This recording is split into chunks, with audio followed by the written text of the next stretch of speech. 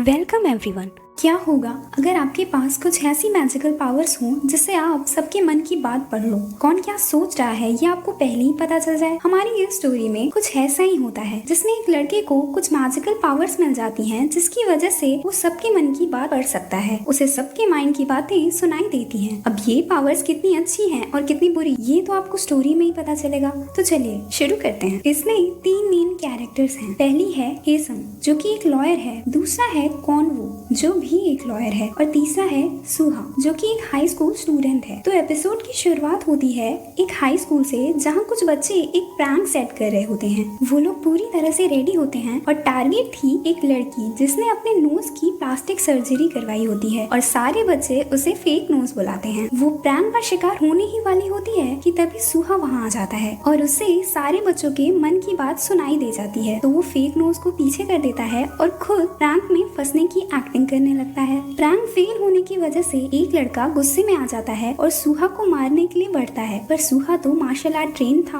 और ऊपर से उसे सामने वाला कौन सी मूव करने वाला है ये पहले ही पता चल जाता था। तो वो उसे मजाक मजाक में ही हरा देता है। बाद में सुहा बाहर जाता है और उसे कुछ सोचते हुए दिखाया जाता है और फिर कहानी फ्लैशबैक में जाती है जहाँ सुहा अपने डैड के साथ कहीं जा रहा होता है। तभी एक ट्रक से उनका एक्सीडेंट हो जाता है। वो ट्रक ड्राइवर जब आता है तो सुहा के डैड उससे हेल्प मांगते हैं। तभी सुहा को उस ड्राइवर के मन की बात सुनाई देती है कि उसने ऐसा जानबूझ के किया है और वो उसके डैड को मारना चाहता है। तभी वो ड्राइवर सुहा के सामने उसके डैड को मार देता है, पर जब वो सुहा की तरफ बढ़ता है तभी स्टोरी प्रेजेंट में आ जाती है और फिर सुहा कहता है कि तब से ही उसकी दुनिया में 2 तरह की आवाजें हैं, एक जिसे सब सुन सकते हैं और दूसरी जिसे सिर्फ वो सुन सकता है। हर वक्त सबके मन की बात सुनाई देने की वजह से वो अक्सर अपने कान में हेडफोन्स लगाए रहता है। फिर उसकी फ्रेंड उस लड़की के बारे में उससे पूछती है जिसे सुहा लाइक करता है, पर मन में वो अपना नाम लेती रहती है। सुहा कहता है कि तुम तो बिल्कुल भी नहीं और वो उसे बताता है कि वो उसका फर्स्ट क्रश थी और वो बहुत प्रिटी है, काइंड है, परफेक्ट है, एक्सेट्रा एक्सेट्रा। और फिर नेक्स्ट सीन में दिखाया जाता है हेसंग को। कुछ बच्चे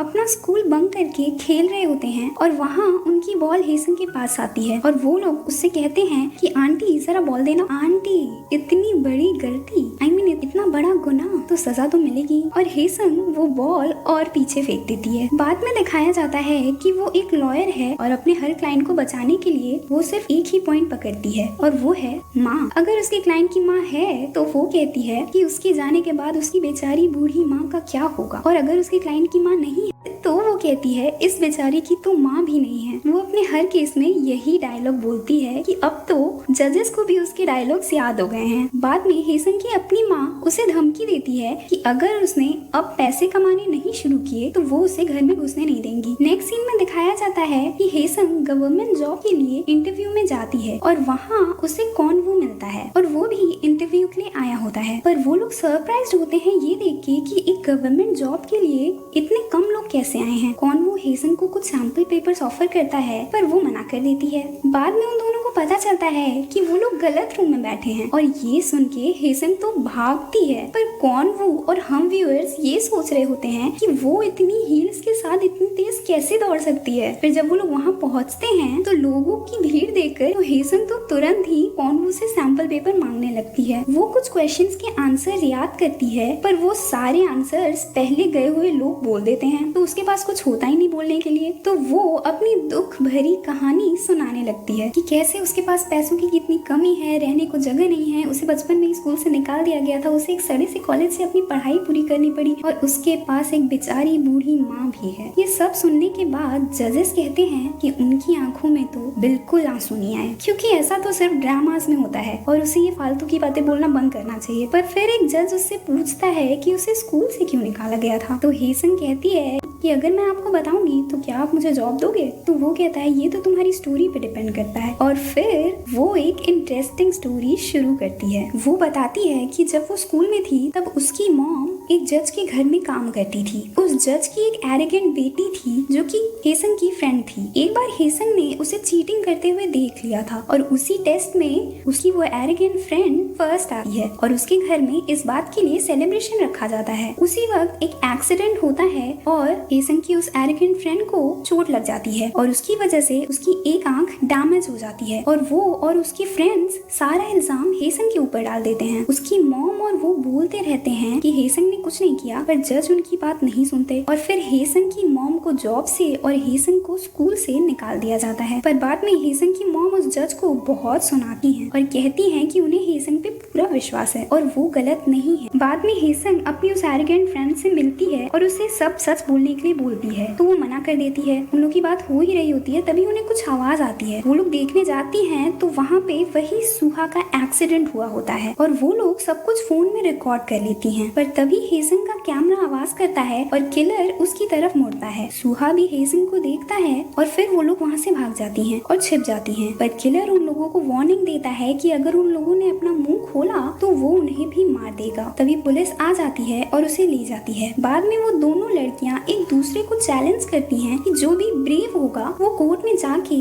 सच बोलेगा। वो दोनों साथ में कोर्ट रूम के बाहर मिलती हैं और दोनों को ही किलर की वार्निंग याद आ रही होती है और फिर वो लोग 1 2 3 का काउंटडाउन लेती हैं और फिर हमें दिखाया जाता है कि एक दरवाजा खुलता है और फिर कहानी प्रेजेंट में आ जाती है। अब कौन अंदर गया ये तो जजेस के साथ साथ हम व्यूअर्स भी जानना चाहते हैं, पर हेसंग कहती है कि वो अपनी कहानी यहीं पे रोकती है और वो बस इतना कहना चाहती है कि उसने उस वक्त जो भी किया वो आज भी उससे रिग्रेट करती है। नेक्स्ट सीन में दिखाया जाता है कि सुहा हेसंग जैसे किसी को देखता है और वो उसके पीछे जाता है, पर वो हेसंग नहीं होती है। ऐसे ही दिखाया जाता है कि वो काफी टाइम से हेसंग को ढूंढ रहा होता है, पर हर बार उसे कुछ नहीं मिलता। बाद में दिखाया जाता है कि सुहा एक डायरी में कुछ लिख रहा होता है और फिर वो कुछ सोचता है और फिर से हमें फ्लैशबैक में ले जाया जाता है, जहाँ सुहा के एक्सीडेंट के बाद वो सबको बताने की कोशिश करता है कि वो ड्राइवर ही किलर है, पर इतने छोटे बच्चे की बात तो कोर्ट मानती नहीं। कोर्ट रूम में किलर कुछ सोचता है और सुहा सबको बताता है कि वो क्या सोच रहा है। इससे किलर काफी शॉक हो जाता है, पर बाकी लोग उसकी बात नहीं मानते हैं क्योंकि है तो वो एक बच्चा ही। सुहा बहुत सैड हो जाता है और रोने लगता है, पर तभी दरवाजा खुलता है और हेसंग अंदर आती है और यहाँ हमें पता चलता है कि हेसंग ही अंदर आती है सिर्फ। फिर वो सबको बताती है जो भी उसने देखा था और वो अपने फोन की वो फोटो भी सबको दिखाती है। ये सब देख के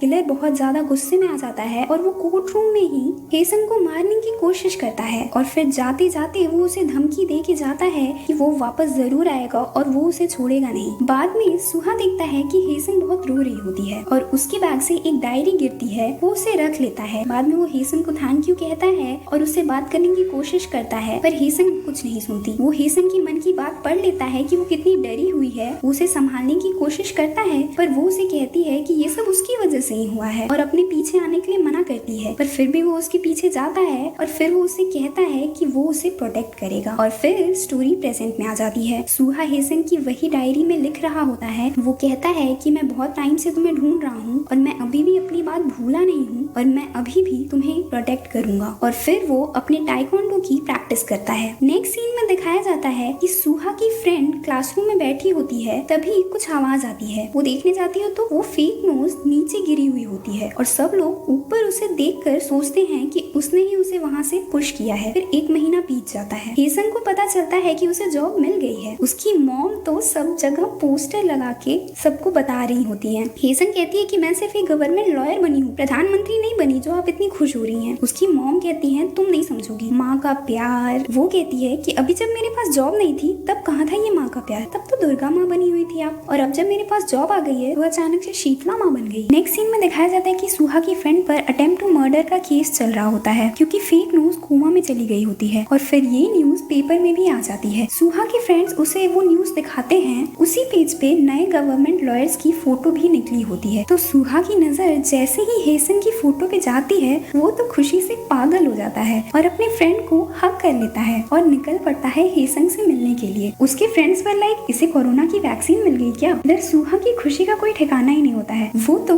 उड़ता ही फिरू इन हवाओं में कहीं वाले मोड में जा चुका होता है। अब तो बस उसे हेसंग से ही मिलना था। नेक्स्ट सीन में हमें दिखाया जाता है जेल में बंद उसी किलर को जिसने सुहा के डैड को मारा था। उसकी जल्दी ही बेल होने वाली है और वो भी न्यूज़पेपर में हेसंग की फोटो देख लेता है। दूसरे दिन हेसंग काम पे जाने के लिए तैयार होती है और वो कोर्ट जाने के लिए पार्टी में जाने जितना तैयार होती है। फिर वो अपनी एटीट्यूड की दुकान लेकर चल देती है। तभी पीछे से कौन वो उसे बुलाता है और फिर बाद में वो उससे कहती है कि वो उसके टाइप का नहीं है। तो वो कहता है कि हेसंग ने अपने एटीट्यूड की दुकान के चक्कर में अपना पर्स गिरा दिया था और वो वही देने आया था। तो आसपास खड़े सभी लोग हंसने लगते हैं। फिर हेसंग अपना एटीट्यूड बनाए रखने के लिए कहती है कि वो उसका पर्स नहीं है, पर कॉन्वू कहता है कि अरे ऐसे कैसे नहीं है, इसमें मैंने आईडी देखी है तुम्हारी, ओह तुम एम्बैरेस हो रही हो। और फिर ये पार्ट यहीं खत्म हो जाता है। नेक्स्ट पार्ट भी काफी इंटरेस्टिंग होने वाला है और ये स्टोरी आगे बढ़ने वाली है और आगे ये भी पता चलेगा कि सूहा अपनी मैजिकल पावर से और क्या क्या करता है। और मुझे आप ये बताइएगा कि अगर आपके पास ऐसी मैजिकल पावर्स हों जिससे आप सबकी मन की बात पढ़ ले तो आप सबसे पहले इससे क्या करना चाहेंगे। तो अगर आपको ये स्टोरी पसंद आ रही हो तो प्लीज लाइक कीजिए और नेक्स्ट पार्ट के लिए सब्सक्राइब कीजिए मेरे चैनल को और नोटिफिकेशन बेल को प्रेस कीजिए ताकि जैसे ही नया एपिसोड आए आपको पता चल जाए। Till then keep smiling.